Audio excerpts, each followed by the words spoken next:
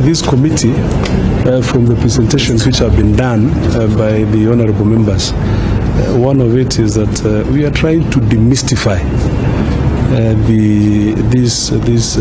this parliament, so that people get to know exactly what are the roles and functions of the member of parliament in terms of representation, in terms of legislation, and in terms of oversight. So these are some of the activities we could want to really focus on, so that the people get to know exactly the roles and the functions of the members of parliament. And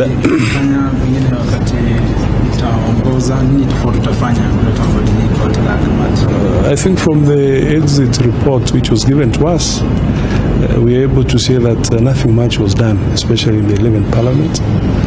And that's why we are saying that we are going to focus our energies to ensure that we resuscitate, we reinvigorate this particular committee, so that we are able to pass the information to the general public on what we exactly do.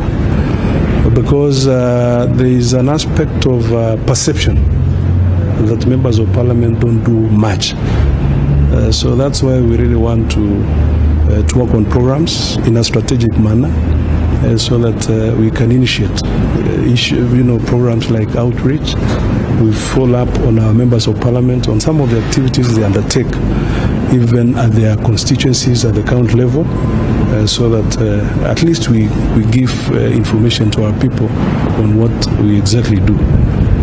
And again, let's not forget that the initiative of having this broadcasting was done sometime towards the end of, is it the 10th Parliament?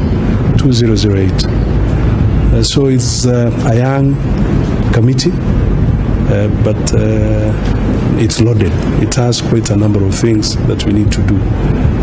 Yeah, so we'll account for ourselves and tell the people what is expected of us, or what we do as a member of parliament in executing those three roles which I've just said.